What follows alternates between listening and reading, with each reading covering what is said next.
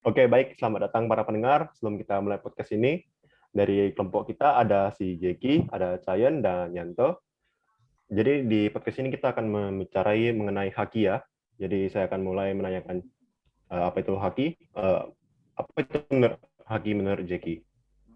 Oke, kalau haki itu pada dasarnya merupakan sebuah konsep tentang bersumber pada pemikiran pada sebuah karya di mana telah diciptakan oleh manusia yang memerlukan mungkin waktu atau tenaga biaya, dan tentunya seseorang kan membuat suatu karya pasti butuh namanya waktu atau tenaga. Jadi orang tersebut nggak mau dong dijiplak atau dicuri karyanya karena dia udah capek-capek ngorbanin waktunya, tenaganya, biayanya yang dia keluarkan. Oleh karena itu, kita butuh namanya hak atas kekayaan intelektual untuk mengklaim bahwa itu adalah karya kita. Dan hak tersebut dapat dinikmati secara ekonomis dari hasil kreativitas intelektual seseorang. Dan haki juga ada namanya hak paten, hak merek, hak desain industri, hak cipta, dan hak indikasi geografis dan rahasia dagang. Dan contohnya yang pertama yaitu ya hak paten. Hak paten itu ya hak eksklusif seorang investor atas invensi di bidang teknologi selama waktu tertentu untuk melaksanakannya sendiri dan memberikan tujuan kepada pihak lain. Dan kemudian hak merek itu berupa saja logo, nama, kata, huruf, angka, susunan, warna. Dan fungsi pemakaiannya yaitu biasa hak merek itu biasa kayak contoh di KFC gitu, itu sebagai tanda pengenal untuk memberikan suatu pengenalan kepada masyarakat agar di kepalanya ada bahwa itu adalah logo KFC gitu. Dan tentunya itu nggak boleh dijiplak secara langsung tanpa izin, bisa kena pidana, dan dari pihak KFC-nya juga bisa untuk ke orang yang berani jiplak. Dan kemudian yang ketiga ya hak desain industri. Hak desain industri itu seperti kita ini kan SI. Contohnya kan kita pasti desain kan, dan kita kan pasti desain kita kayak misalkan kita udah desain jual ke PT-PT lain gitu, atau PT lain itu mau membeli desain kita ya kita jual dong desain kita, dan itu namanya desain industri. Dan yang keempat itu mungkin hak cipta yang biasa orang sering dengar, itu hak cipta lagu, kayak misalkan contoh hmm, kan kita sering bikin tugas-tugas WIB kan, dan kita suka masukin lagu-lagu, contoh ada yang masukin lagu Blackpink, ada yang masukin lagunya Coldplay itu sendiri. Contohnya kita postnya ke YouTube langsung, itu akan langsung dikasih kayak contohnya dikasih lampu merah lah sama YouTube bahwa itu punya hak ciptanya loh. Makanya kita jangan suka masukin lagu-lagu dalam tugas WIB kita kan, dalam pakai lagu-lagunya yang sudah ada hak ciptanya. Makanya di YouTube ada background musik yang no copyright itu. Menurut saya itu pentingnya hak cipta, dan kita harus mengenal apa itu hak cipta. Itu sih dari saya. Oke, baik. Terima kasih atas penjelasannya Jeki. Jadi itu yang dikenai sama apa itu haki yang sudah dijelaskan oleh si Jeki. Jadi saya akan menanya tentang ke Yanto ya, ciptaan seperti apakah, kriteria apa yang nggak boleh, tidak bisa didaftarkan di hak cipta yang kita ada di sini? Oke, jadi pada dasarnya itu tidak semua ciptaan bisa didaftarkan ke Dirjen Haki. Jadi ada beberapa syarat nih. Jadi kayak syarat pertama, ciptaan di luar bidang ilmu pengetahuan, seni dan sastra. Jadi kalau yang di luar itu bukan syarat, itu tidak bisa. Dan kedua, ciptaan tidak original, alias sudah ada jiplakannya atau plagiat. Dan yang ketiga, ciptaan tidak diwujudkan dalam bentuk yang nyata. Jadi hanya sekedar prototipe tapi belum ada wujudnya, itu tidak bisa juga. Dan yang keempat, ciptaan yang sudah milik umum atau yang sudah dipakai banyak orang. Oke, dan saya juga akan bertanya kepada Deki mengenai apa pengertian lisensi dalam haki. Haki. Kalau lisensi dalam haki itu mungkin adalah sebuah izin yang dikeluarkan dari pemegang hak cipta atau pemegang hak terbit yang dibuat oleh pencipta. Jadi contohnya kita membeli brand KFC ini, atau misalkan kita mau franchise lah, kita beli brandnya McD dan otomatis McD sendiri akan akan menjual lisensinya mulai dari logo, jenis tulisan atau resep-resep yang dikeluarkan. Jadi kita bisa memakai lisensi mereka. Karena kan lisensi yang diberikan dalam hak ini sebenarnya kan untuk melakukan perjanjian lisensi.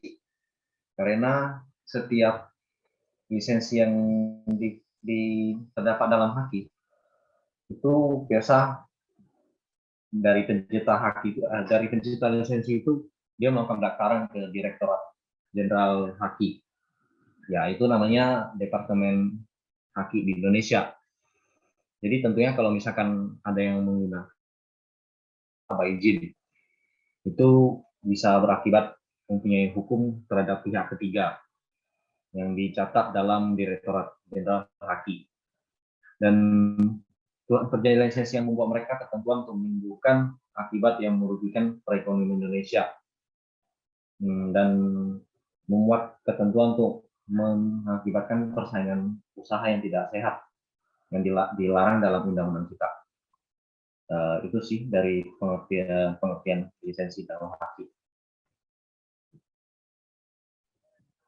Oke, jadi tadi saya mendengar pembahasan kalian tentang haki ya. Jadi saya ada pertanyaan nih ke Saudara Yanto. Misalnya nih, saya mau punya haki gitu, saya punya lisensi sebuah logo gitu.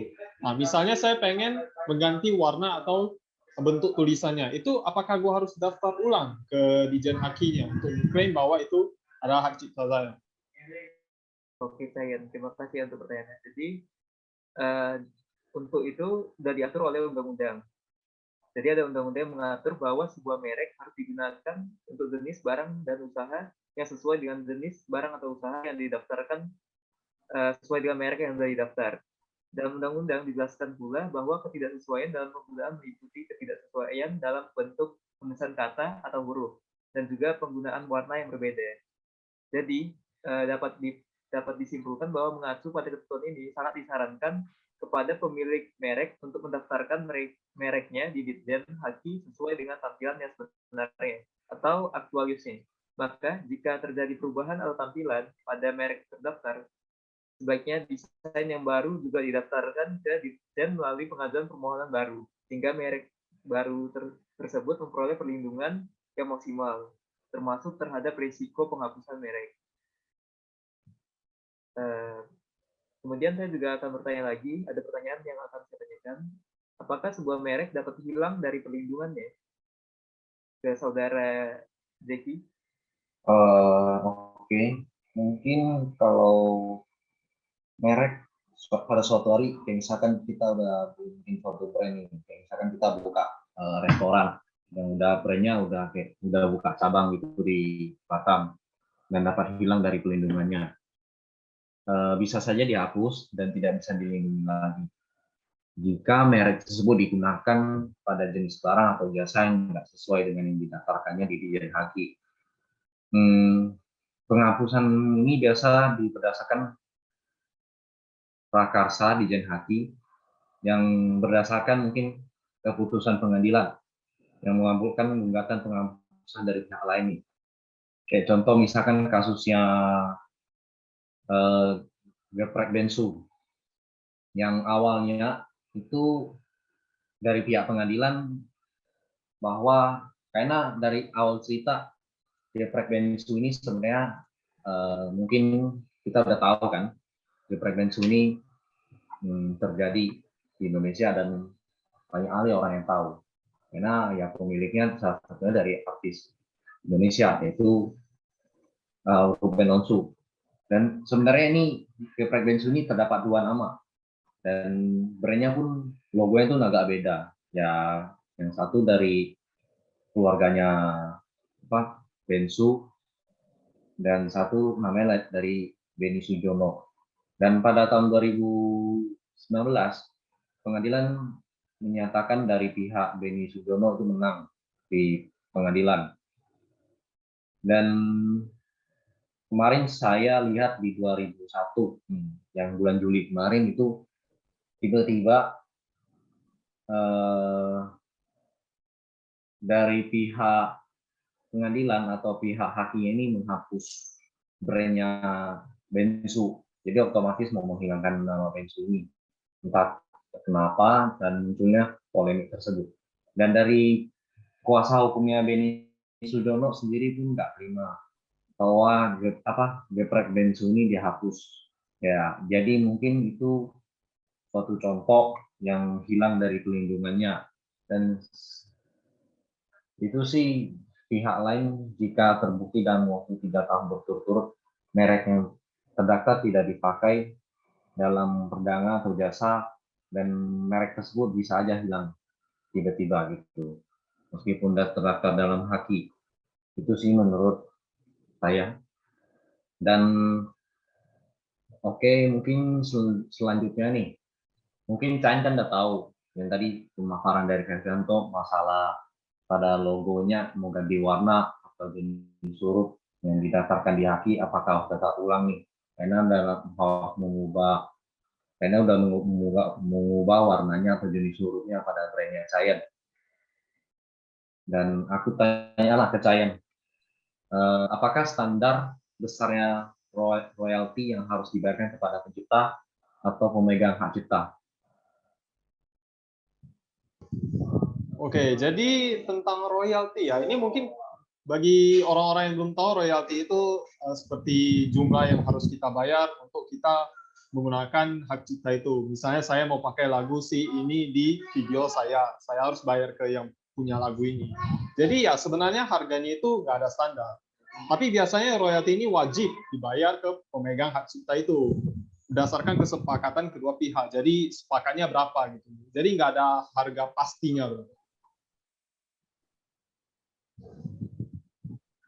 Oke, jadi itu untuk royalti ya. Kemudian saya ada pertanyaan selanjutnya ke Yanto ya. Kira-kira kalau misalnya saya melanggar apa yang udah di hak cipta itu, apa konsekuensinya? Baik, kalau setiap aturan itu kalau ada yang melanggar pasti selalu ada konsekuensi ya. Jadi untuk sanksinya sebenarnya sudah diatur di ini menurut Undang-Undang Nomor 28 Tahun 2014 tentang hak cipta.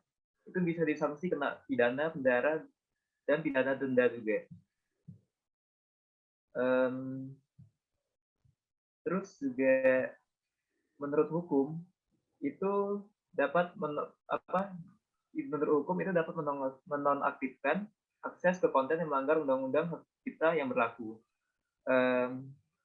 Kemudian kita juga bisa menggugat orang yang kita langgar itu, misalnya kita mengambil karya tanpa kita membayar royalti yang sudah dijelaskan, itu orang itu bisa menggugat kita. Jadi jika menggugat itu bisa kena denda yang dihukumnya itu pernah ada biaya sampai 150.000